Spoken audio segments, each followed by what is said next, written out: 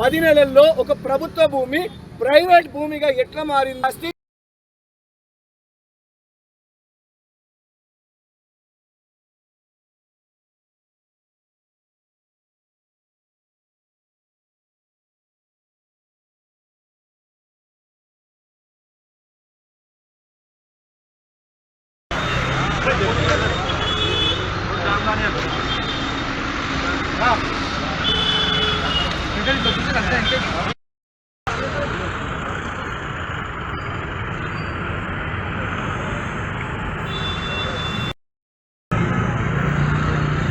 దీని గురించి ఎందుకంటే గతంలో దశాబ్దాలుగా స్వర్గీయులు సాయన్న గారు ఎమ్మెల్యేగా ఉన్నప్పుడు జాగలను కాపాడుకుంటే ఇవాళ ఎమ్మెల్యే గారు మరి జాగలను ఎందుకు కాపాడతలేరు?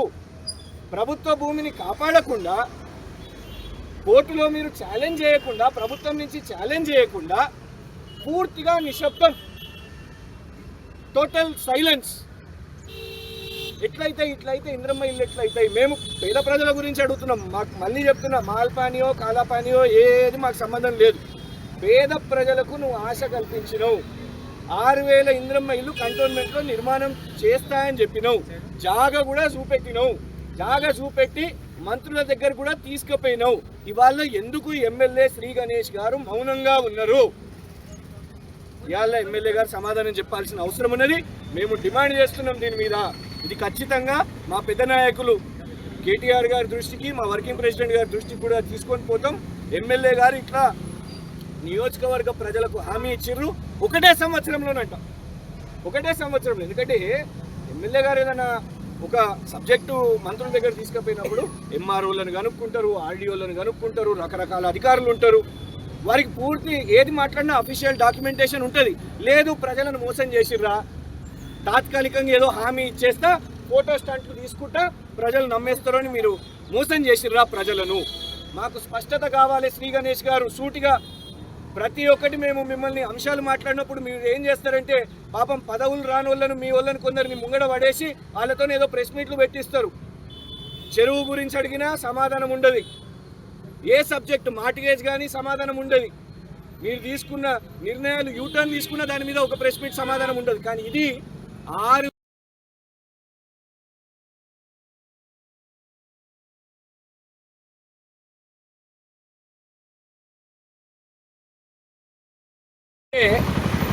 ఇవాళ నియోజకవర్గంలో ఇంద్రమ్మ ఇల్లు కట్టిస్తానని ఆనాడు పొంగులేటి శ్రీనివాస్ రెడ్డి గారు ఇక్కడ కంటోన్మెంట్ ఉప ఎన్నికల్లో ప్రచారంలో హామీ ఇవ్వడం జరిగింది. అయితే 2024 అయిపోయింది, 2025 అయిపోయింది, 2026 అయిపోయింది. ఇవాళకి కూడా ఇంద్రమ్మ ఇళ్ళ హామీ పూర్తి చేయలేదు. కనీసం ఎక్కడున్నది అనేది కూడా ఎవరికీ తెలియదు. అయితే విచిత్రం ఏంటంటే 2025లో గౌరవ కాంగ్రెస్ ఎమ్మెల్యే పొంగులేటి శ్రీనివాస్ రెడ్డి గారు ఓట్లు అడిగి నమ్మించి ఇక్కడ కంటోన్మెంట్ ప్రజలు ఓట్లు వేసిన తర్వాత ఇదే పొంగులేటి శ్రీనివాస్ రెడ్డి గారిని, మంత్రి సీతక్క గారిని మరియు ముఖ్యమంత్రి గారి సలహాదారులైన వేం నరేందర్ గారిని, ఈ ముగ్గురిని కూడా గౌరవనీయులు కాంగ్రెస్ ఎమ్మెల్యే శ్రీ గణేష్ గారు పోయి వినతి పత్రం ఇచ్చి బోయిన్పల్లి మార్కెట్ యార్డు సమీపంలో ఉన్న ప్రభుత్వ భూమిలో 8 ఎకరాల భూమి ఏదైతుందో ఇంద్రమ్మ ఇల్లు 6000 ఇంద్రమ్మ ఇల్లు కట్టడానికి వీటిని మాకు ఇవ్వండి అని రాష్ట్ర ప్రభుత్వం యొక్క మంత్రులను, సలహాదారులను, ముఖ్యమంత్రి సలహాదారులను ఎమ్మెల్యే గారు అడగడం జరిగింది.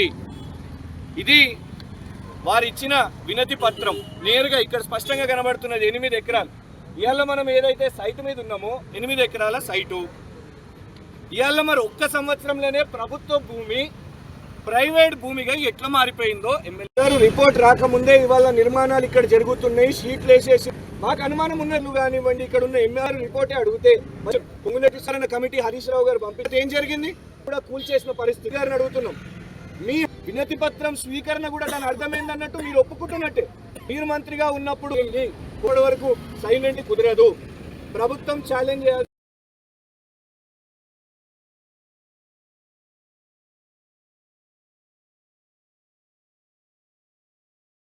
8 ఎకరాలంటే సుమారు ఎకరానికి 50 కోట్లు వేసుకున్నా 400 కోట్ల ఆస్తి అనుకుందాం ఇంచుమించు.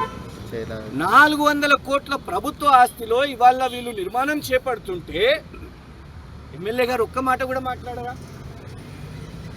మరి ఎమ్మెల్యే గారు ఇంత పోయి మీరు దీని మీద ఎఫర్ట్ పెట్టిన వాళ్ళు, మీ కళ్ళ ముందు ఇక్కడ నిర్మాణం జరుగుతుంటే ప్రజల్లో ఒక అనుమానం కలుగుతుంటే ఎమ్మెల్యే గారు మాట్లాడకపోతే అనుమానాలు వస్తున్నాయి.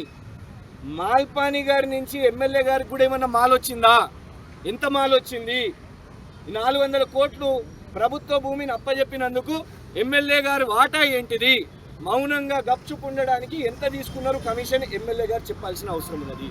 అంతేకాదు ఈ వార్డ్ ఏదైతుందో స్థానిక నామినేటెడ్ మెంబరు బీజేపీ, మొత్తం కంటోన్మెంట్ వారి చేతుల్లోనే ఉన్నది. ఈ బ్లూ షీట్లు కట్టేటప్పుడు కూడా కంటోన్మెంట్ కూడా వాళ్ళకేదో అనుమతి ఇచ్చేసిందంట. గౌరవనీయులు ఇళ్ల శాఖ మంత్రి పొంగులేటి శ్రీనివాసరెడ్డి గారు ఇక్కడ ఉప ఎన్నిక ప్రచారంలో వచ్చినప్పుడు ఈ నియోజకవర్గంలో ఉప ఎన్నికల్లో కాంగ్రెస్ పార్టీ అభ్యర్థికి ఓటేస్తే ఇచ్చిన హామీ యొక్క వీడియో ఇది, దయచేసి వినండి.